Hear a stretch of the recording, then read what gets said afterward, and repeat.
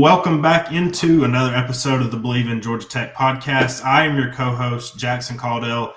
No RJ today. He's got some school stuff, so we won't get him on a preview pod for what is arguably the most important and biggest Georgia Tech game in over at recent memory. I'll just leave it at recent memory. But I have a very special guest today, Stephen Thompson from the Pittsburgh Post-Gazette. He's a former colleague of mine. He used to help with our Pittsburgh Panthers on SI site. Does a great job covering Pitt. Love all his work. Stephen, how you doing, man? I'm doing great. Yeah. Jackson, it had been kind of a parasocial relationship for the first, few years that we had kind of been following each other on Twitter and stuff like that. Knew we were kind of in the same circle. So this is actually the first time I think we're talking face to face. So it's nice to see you, I guess. It's always nice, when social media relationships can transform into just, podcasting. That's what it's meant for.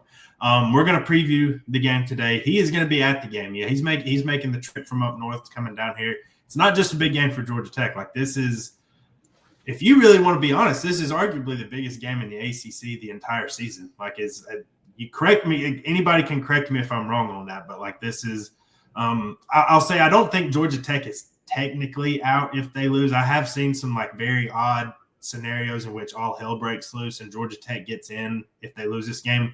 But I'll just go and tell you, do not count on that. And now Pitt is out if they lose this game, correct? Like, it's over. Yeah, I'm pretty certain they are. Just because they don't have, I don't think 2 losses necessarily eliminates you at this point, but they don't have any of the tiebreakers over Virginia or Duke or maybe not Duke. I don't know. Does Duke have a third ACC loss, or do they still have 2? So I don't think they in Virginia. Yeah, so but then also, if you lose to Georgia Tech head to head, that takes you out of the tiebreakers against them pretty much. So it just doesn't have the advantage. Their ACC schedule was super easy, so they don't have the benefit of any of the tiebreakers. So de facto elimination game for them as well, for sure. Long story short, both teams need to win this game. I mean, this is huge it's the biggest game of the Brinke era because unlike Pitt, Georgia Tech still, we talked about this on Tuesday with our instant reaction to the rankings episode.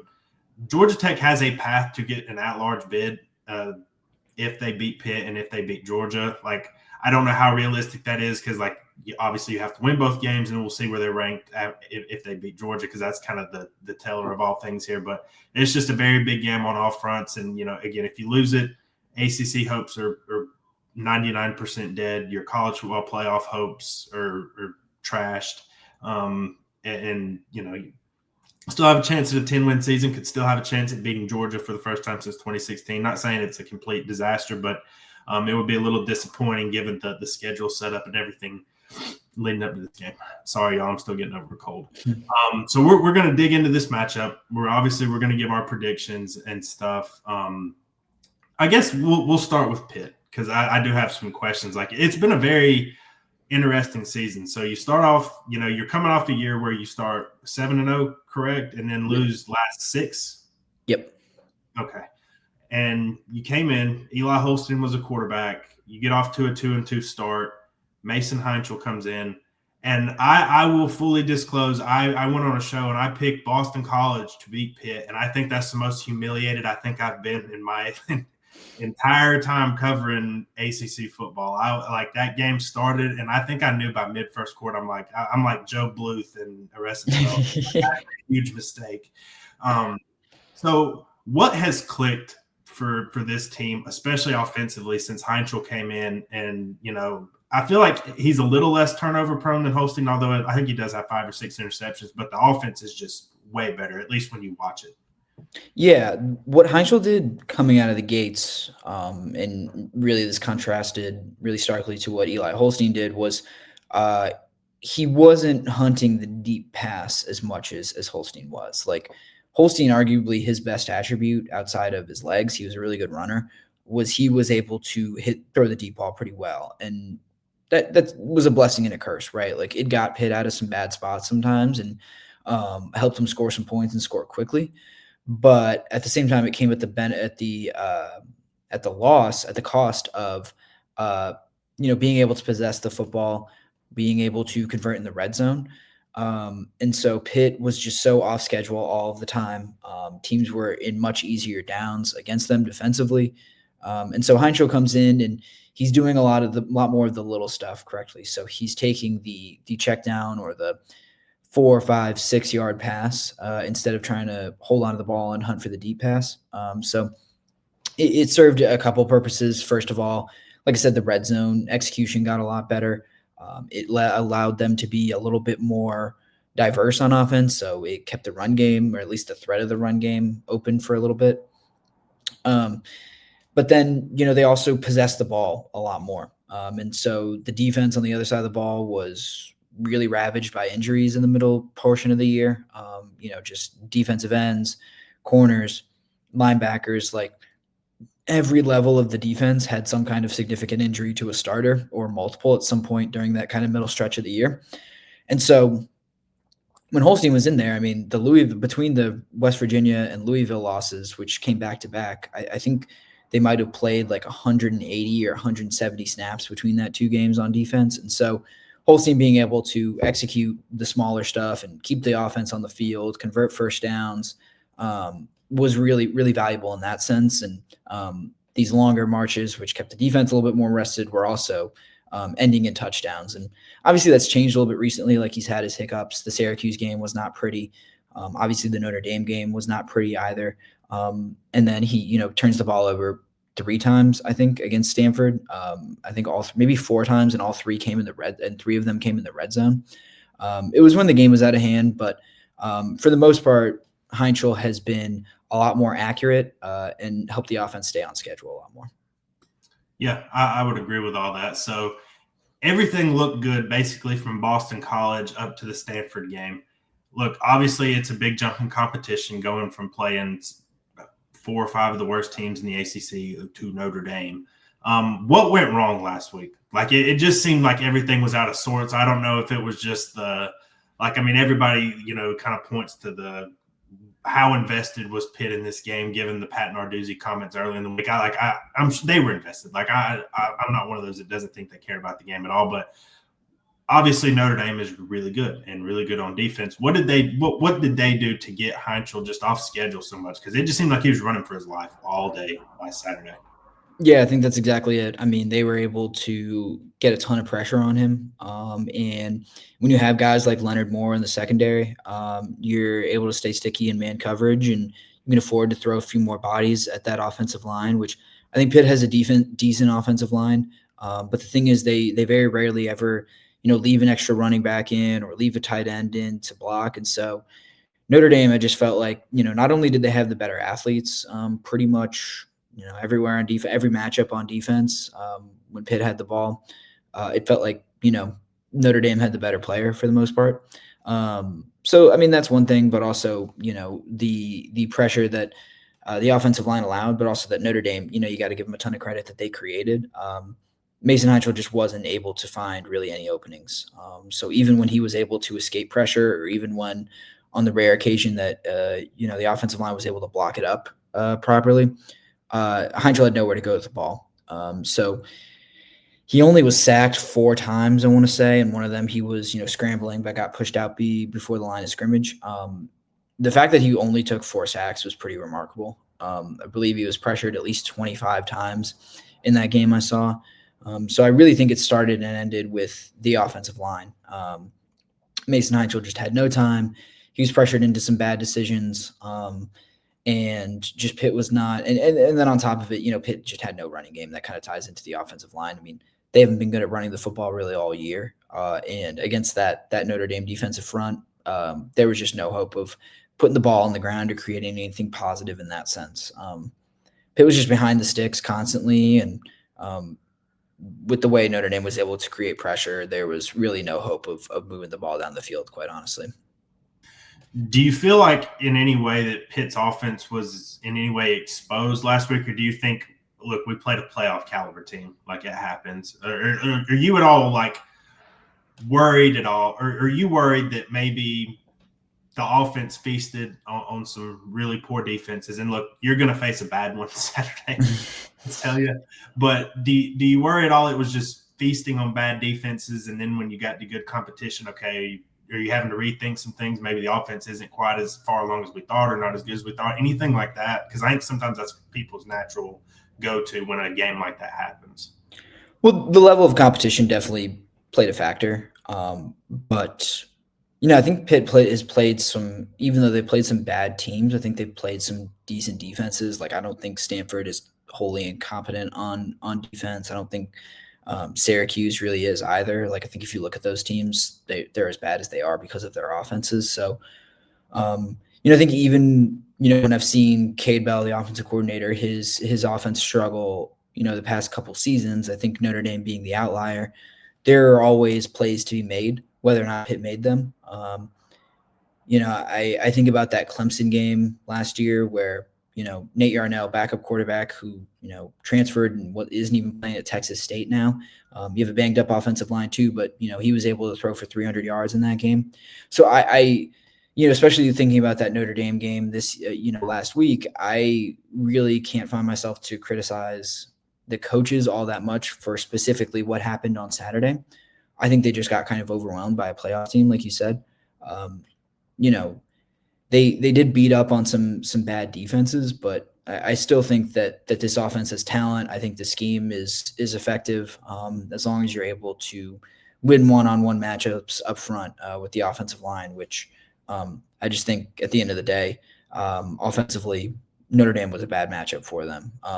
There were other areas in that game where I felt like Pitt matched up, but I was a lot more confident about Pitt's ability to compete, and I think that fell apart because I underestimated how poorly the offensive line would play and how well the Notre Dame defensive front would play, and just how much pressure they would be able to bring without really sacrificing anything in coverage.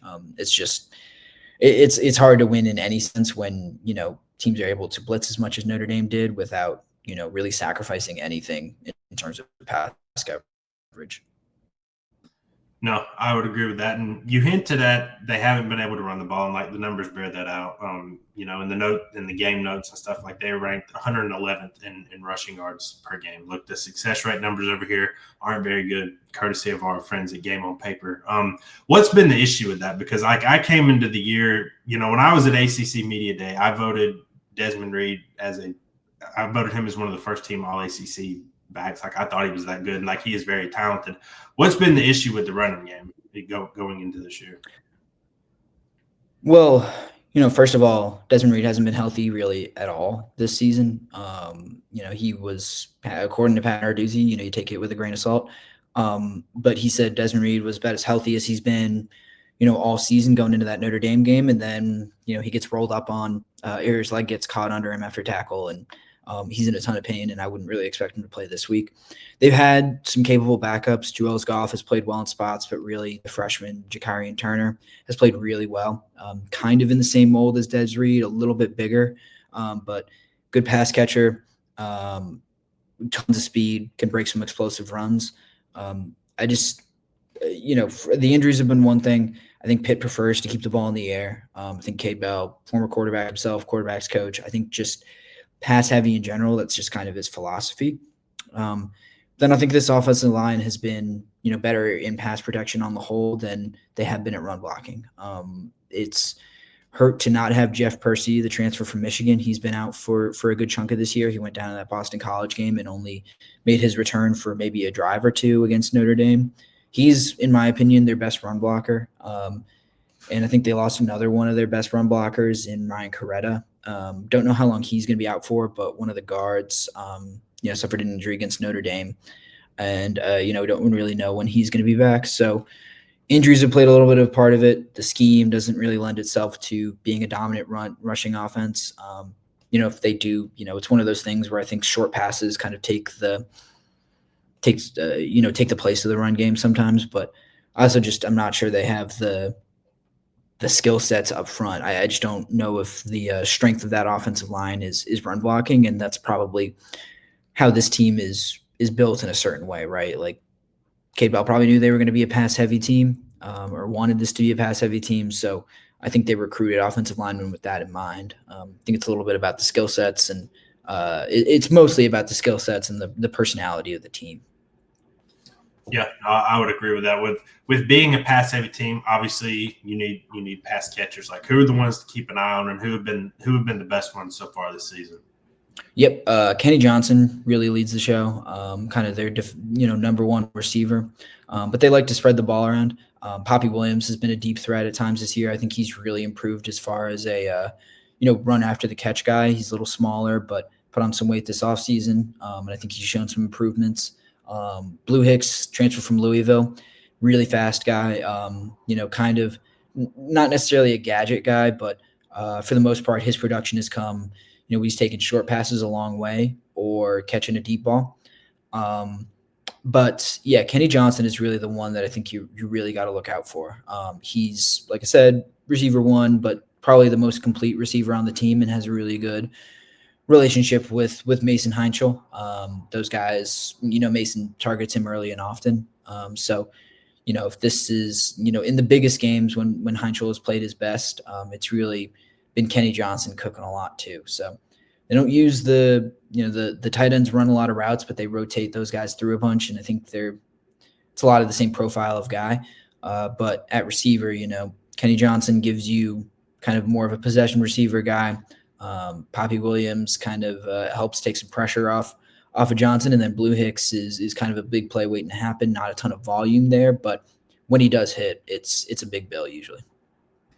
All right, so please don't laugh when I ask you this, but if there's an area you're worried about with Pitt's offense going against Georgia Tech's defense, is there anything that maybe not personnel, maybe it's just turnovers and stupid mistakes on Pitt's side? What would worry you at all about when Pitt is on the field offensively? Yeah, I think penalties would be the first thing. I think it's going to be a good environment down there. So I was a sellout, obviously a huge game. So can this offensive line kind of hold its water and, not put the offense behind the sticks, like keep the playbook wide open? I think that's a huge thing. And then in kind of a similar vein, how does Mason Heinchel bounce back from, the worst game of his short career so far?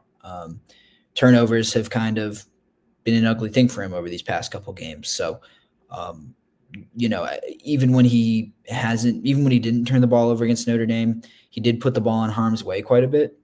So, he could have been charged with an interception or two more, and it really will be important for him to protect the football. The reality is he's going to put the ball out there once or twice. I mean, you throw the ball this much, and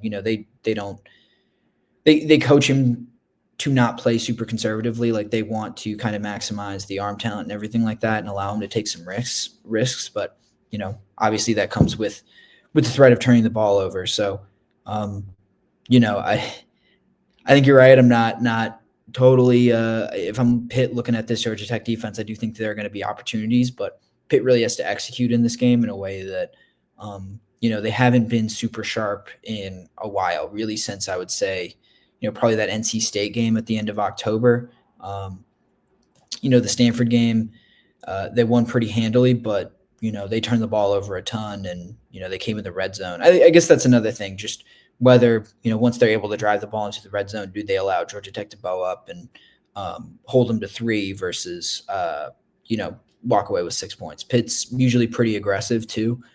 So, I'm interested to see also the fourth down decisions that they make, given that this will probably be a game with a bunch of points in there. Their fourth down decisions, on all parts of the field, I think are going to be really interesting to see as well. Yeah.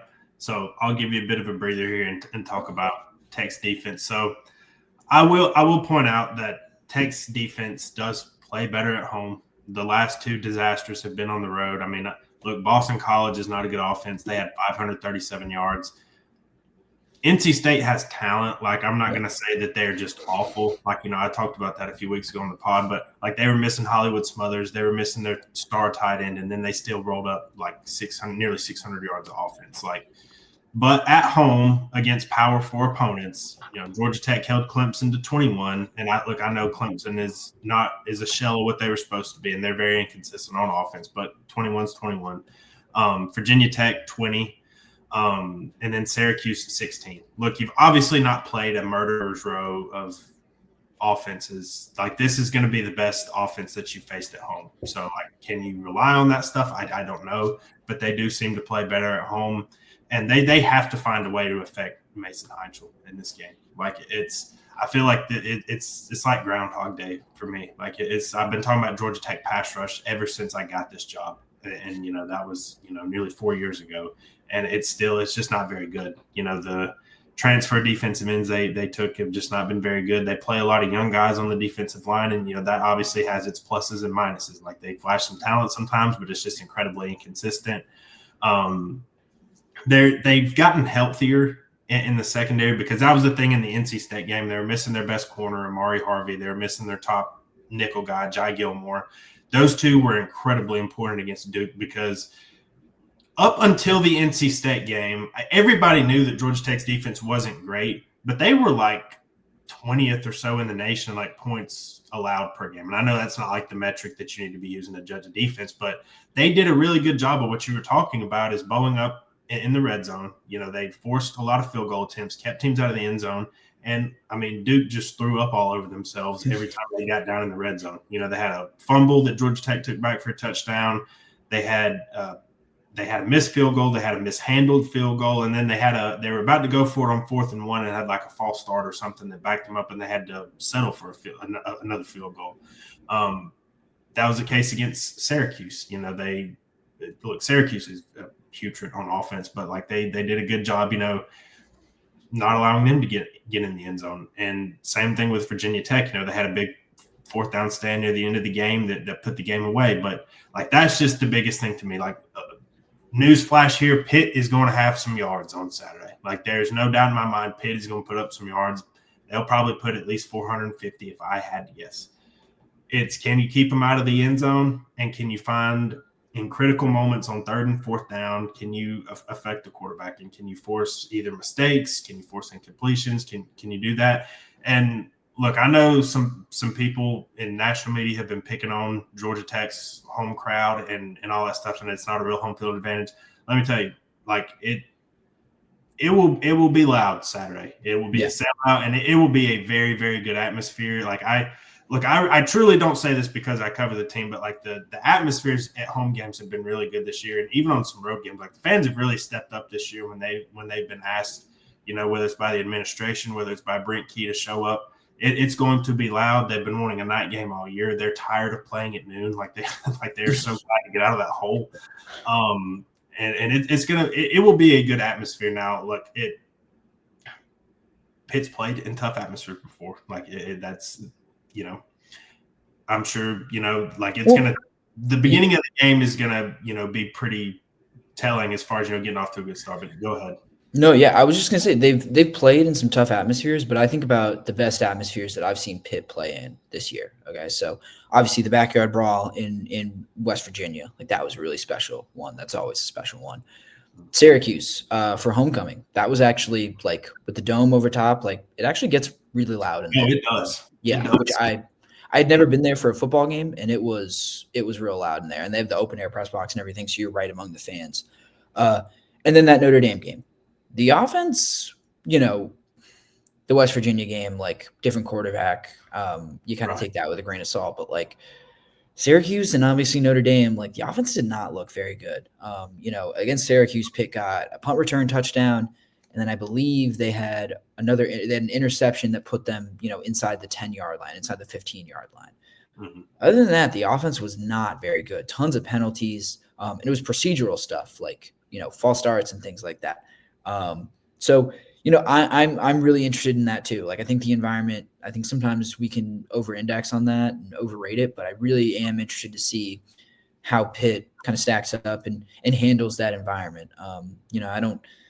I've never been to Georgia Tech. I'm interested to see that place all dressed up and everything, but I think it'll be a big test for Pitt to see if they can actually kind of handle a crowd like that, because I can't confidently say that they have so far this year. Yep, fair enough. All right, let's go to the other side of the ball. Look, Pat Narduzzi has been – what was the first year he took over at Pitt? His first year was 2014. 2014. So I knew he'd been there for at least a decade. Defense, he was obviously a defensive coordinator at Michigan State. He has coached some really good defensive players during his time there. Whether you go Kalijah Cansey, some of those guys, like defensive front, they're always disruptive. They usually pretty aggressive. the front seven is what I'm most impressed with, particularly the linebackers. And that's kind of where I want to start, because I think Pitt's linebackers are like, they might be better than Miami's. Like, I know Miami's kind of the standard bearer as far as defense for ACC this year, but Pitt's linebackers are really good. And me and RJ talk all the time when look, Georgia Tech is very good on offense. The numbers bear that out. Like, they have really good players. The most important position when you are playing the Buster Faulkner offense is linebacker. It's if you have a weakness at linebacker, you're going to be seeing the same 3 plays over and over and over again, because like you can't stop it. And then it takes so much discipline and athleticism. This is going to be an interesting test, I think, because they're athletic enough to spy on Haynes King in the pass game. They can go sideline to sideline. As far as the front seven goes, like what has stood out to you in watching this team, and like who are the standout players?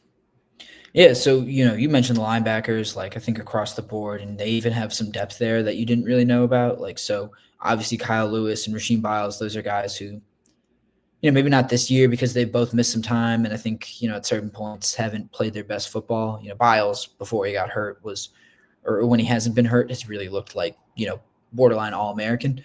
Lewis, I think, had some off games, which you don't usually expect from him, but, for the most part, been really good. But Braylon Lovelace, the middle linebacker, has been really solid as well in his first year as a starter. The thing is, those were kind of givens, right? Like, we expected the linebackers to be really good going back to last year, just given who they had coming back. The defensive tackles, I think, have been, outside the linebackers. I think it is up for debate who's been the better individual unit position group on this team, the defensive tackles or the linebackers. These defensive tackles are really good and they're really deep. I don't think we'll see Sean Fitzsimmons, who's one of the starters. He wasn't able to play in the Notre Dame game. I don't think he'll play again this week. But Francis Brew, little shorter but really powerful, a guy who is squatting 550 pounds, something like that, benching, north of 350 or something like that. Just really like weight room warrior. You've got Nick James, the transfer from Indiana, like high recruiting pedigree, who has really started to piece it all together and plays really well whenever he's in there. Jasir Whittington, I believe a redshirt freshman who as a backup has really excelled for them. And then Isaiah Neal, who's swung between defensive end and defensive tackle and played really well at both spots. So I think that's been the most impressive thing about the front seven is that, well, the defensive ends have been a little bit beat up. The linebackers have had a ton of injuries there. The defensive tackles have been really stalwart, and they've been a really consistent presence, and that's why you see, Pitt in the top 5 of just about every rushing defense statistic that you find. Yeah, and like we usually pick matchups to watch. Like that to me is the matchup to watch. Like running the ball for Georgia Tech's rushing offense versus Pitt's run defense. I mean, you can see the numbers here. I mean, Pitt is number 3 in rushing success rate allowed. Like they're very good at it. I think their total rushing yards per game allowed, I think, is 9th in the country. Like that's obviously really, really good. Georgia Tech is 12th in rushing success rate. So that, again, it's strength on strength here.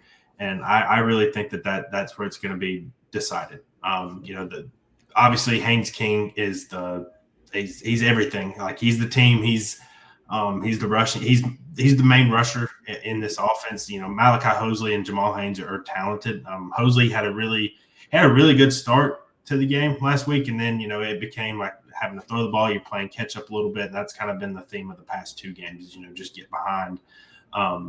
But that I think whoever wins that matchup the most, and I also think I'm going to be interested to see what tempo Georgia Tech comes with and kind of the pace, because I know a lot of people are pegging this for a shootout, and look, I totally understand why. I've watched Georgia Tech's defense the past 2 games. I get it.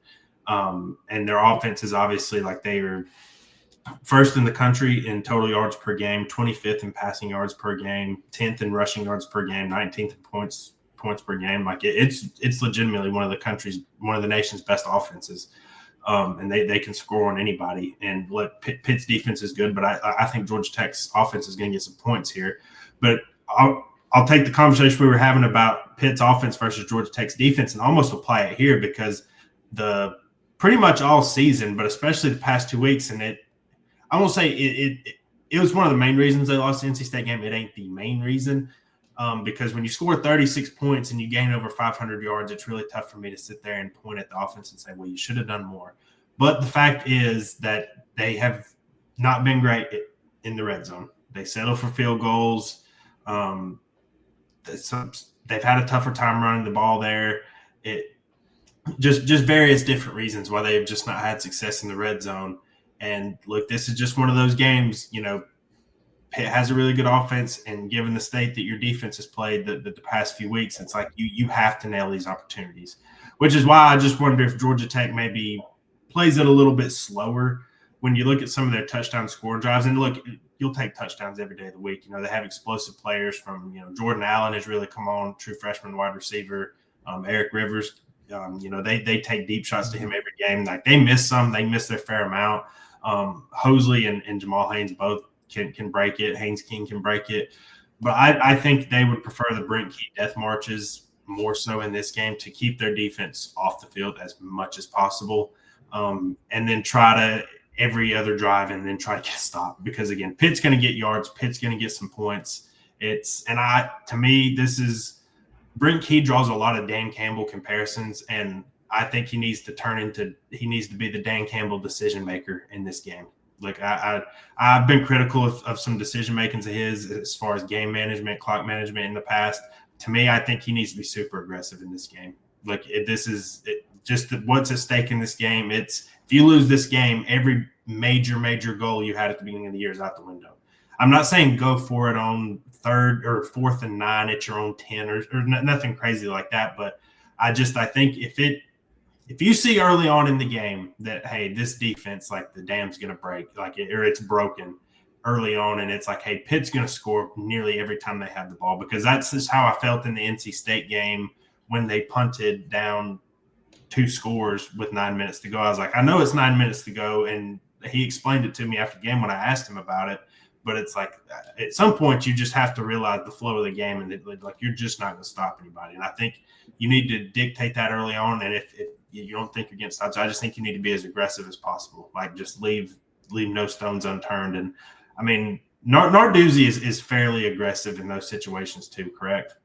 Yeah, they've been more aggressive this year for sure. And I was going to say, I think from the sound of it, it seems like Pitt is definitely prone to giving up the big play every once in a while in both the pass and the run game. For as good as they have been against the run, they do tend to against Smothers, they gave up a Hollywood Smothers, and NC State, they gave up a 75-yard run. They gave up a 56-yard touchdown run against Jeremiah Love last week. So they give up big plays in the passing game all the time. But it does seem like either team it would benefit them to kind of play ball control a little bit to a certain extent. Like you're not going to sacrifice opportunities to score, obviously, but I don't think either team really wants the opposing offense on the field for very long. So I think time of possession probably going to be another crucial aspect there. Even with Pitt's defense being healthier, like I said earlier, ball control to a certain extent was an asset for them earlier in the year when the defense was super banged up. But I think here it's more of a defensive thing, keeping your offense on the field for as long as possible. Yeah, no, I would agree. So when you look at this matchup with Tech's offense and Pitt's defense, what worries you the most? What matchup just you think could be real detrimental to Pitt? Yeah, it's, really, I mean, you could say Haynes King, but also I think these receivers against the Pitt corners and the safeties, the Pitt defensive back, I really love the way that guys like Kavir Baines and Rashad Battle and Javon McIntyre in the secondary, the way they stop the run. It'll be interesting to see if Cruz Brookins comes back. He's their best safety in my opinion, and hasn't played since whoever they played before Stanford. I believe that was, forget who it was, but he hasn't played in close to a month now. So we'll be interested to see if he comes back. He's probably one of their better cover guys. But this pass defense, because they play on island so often, but also because I just don't know how talented the group of corners is. I just don't. It's not the best group of corners that Pat Narduzzi's ever had. They are susceptible to giving up the big play in the passing game. And so when I look at, someone like Haynes King who, can run the ball as effectively as he can, but also has, explosive receivers and can throw the ball pretty well. I think he's completing north of 70% of his passes. There's there's going to be opportunities for him to hit in the passing game and hit for big plays, and that's what worries me, I guess, is the downfield passing game and whether or not Pitt's corners are up to the task. Because they got Malachi Fields for Notre Dame made a couple of really incredible catches in that game, and they were able to pick off CJ Carr a couple times, but I don't know. I get the sense that Haynes King, more experienced guy, he's going to have the benefit of play action passes that I would expect. And I think you walk into every game worried about what the quarters are going to give you on a given day, because sometimes they win, sometimes they make some nice plays in man-to-man coverage, but I have not seen them really shut down an opposing passing offense. Like when they were able to do it to Syracuse, it was really mostly because Ricky Collins is just like not very good.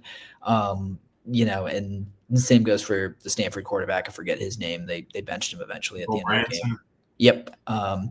Pitt, I think they really do need their corners to step up big time in this game, and hopefully Cruz Brookins comes back. Yeah, I mean, if you want to know anything about Ricky Collins, is they couldn't break 20 on Georgia Tech. So that's all you need to know. All right, so what are and you can name more than three, you can name less than three. I'm just throwing it out because it's the cliche phrase. Like, what are three keys to victory for Pitt? Like, if they're going to win this game, like, what are the three things that they have to do? Yep. Well, I would say, first of all, can't have any procedural penalties on offense. Going to be a big task for that offensive line. Mason Heinschel, I'm not going to say that he needs to play turnover free because I think that's a little unrealistic, but if he commits more than one turnover, then I really don't like Pitt's odds in this game. And then I think the tackling has to be a lot better. I understand Notre Dame's got some talent. They've got some big backs, but 15 missed tackles in that Notre Dame game, not acceptable. You just can't do that against a rushing offense like this. You've got to rally to the ball. You've got to get multiple bodies there. So Pitt's going to tackle well. It really just comes down to, I think, playing mistake-free, on defense, which, isn't going to happen, obviously. But, if you can wrap up, I really do think both teams are going to put up points, but it's going to come down to who gets that last stop, really. I think this is going to be as close as a lot of the betting lines predict. I think there are going to be a bunch of points, and it's going to come down to whatever defense can play just a little bit better in this game. And if it's going to be Pitt, then they're going to have to tackle. They can't commit penalties, and they got to stay on schedule. Yeah. I mean, for me, it's finding ways to disrupt Pitt's offense, especially the passing attack, and get them off rhythm. Again, I fully expect Pitt to get some yards and some points in this game. I'm not going to come out here and say, well, Georgia Tech all of a sudden is going to hold them to under 20, unless just Pitt just self-implodes or something, and you get a bunch of – Which is possible. It's entirely possible. You're doing it against a defense that can't create turnovers, but it is possible. They just have to get some stops in the game. You're not going to stop them every drive, but you have to find ways to disrupt them. You have to find ways to affect the quarterback, and you can't allow explosive plays. To me, on offense, it's finding the big play. Look, I think Pitt's going to have some success against the rushing attack. Georgia Tech, I think, is going to win. I think that battle. I think it's two really good units going against each other, but I lean more towards Georgia Tech to win that. It's finding getting Malik Rutherford or Jordan Allen or Eric Rivers in space and letting them create. And then to me, it's, again, winning in the red zone on both sides of the ball. The red zone, it's just crucial for Georgia Tech every week. And, they've failed pretty much on every account, on both sides of the ball. And the thing, especially on defense, just allowing the big plays, just big 40-yard runs or big 50-yard catches. It was a 3rd and 19 against Boston College, and they gave up a 30-something yard pass play. It's just winning situational football and creating the big play. I'll let you go first. We'll pick the winner. Look, if you pick Pitt, everybody's going to call you a homer. Or you could be edgy and pick Georgia Tech. What are you thinking? Who wins this game? Yeah, I just recorded a video with my beat partner Abby, and I picked Pitt in that game. So I really just can't imagine Mason Heinschel playing as poorly as he did against Notre Dame. Even if this offensive line struggles a little bit to pass protect, I think he's athletic enough to avoid those sacks and create some plays off schedule. And look, if there's anyone I think built to contain Georgia Tech, I don't think they'll totally stop them, but I think it's this Pitt defense, the way they're able to defend the run game, and if they get Cruz Brookins back, I think they'll be able to maybe create a turnover. And I think that could be. I think it's really going to come down to the margins here. It's not going to be a blowout, I think, either way. So I picked Pitt about an hour ago when I recorded with Abby, so I would feel bad switching that prediction over here. Okay, Homer.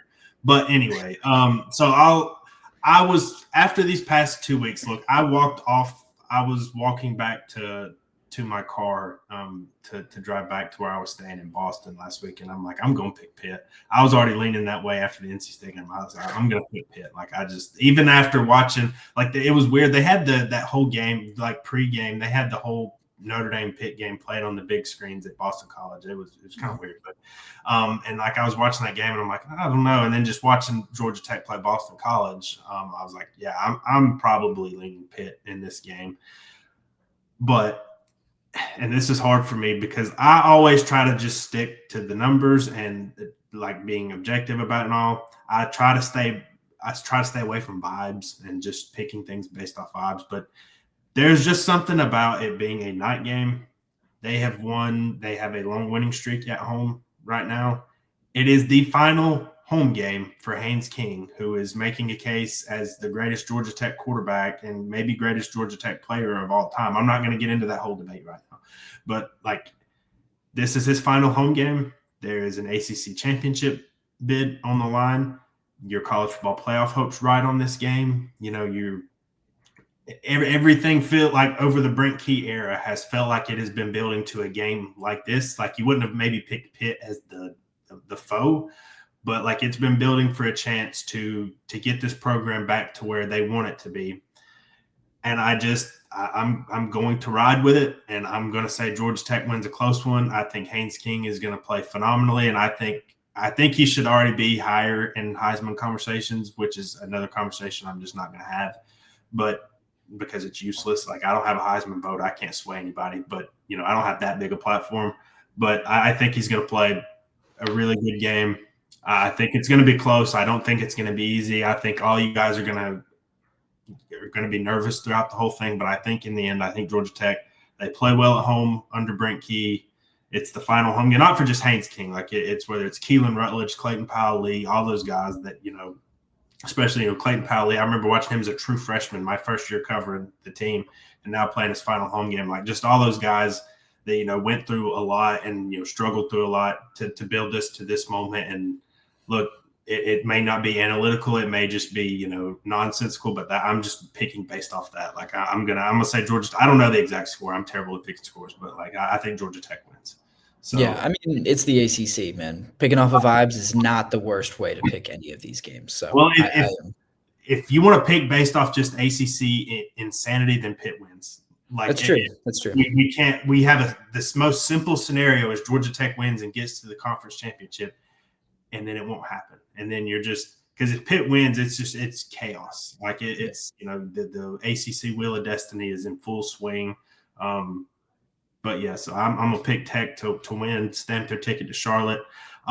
Before we get you out of here, where can the people find you? Like plug anything you want to plug. Yeah, I would say like and subscribe to our YouTube channel. That's the Post-Gazette, Pitt channel, PG Pitt on YouTube. We post a bunch of videos there all the time. Our written work is at post-gazette.com. And then I am on Twitter at Stephen E. Tom. So it's just my first name, middle initial E, and then the first four letters of my last name. Well, good stuff, man. We appreciate you coming on.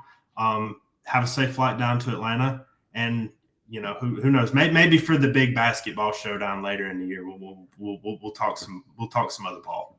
Absolutely, would be totally willing to. Thanks for having me. Absolutely. Before we get it, just before I almost ended the podcast without saying this, guys. Like the video, subscribe to the channel if you haven't already. Follow us wherever you get your podcast. Would love it if y'all would do that. Grown a lot this year, grown a lot over the past couple of years. Huge thanks to you guys.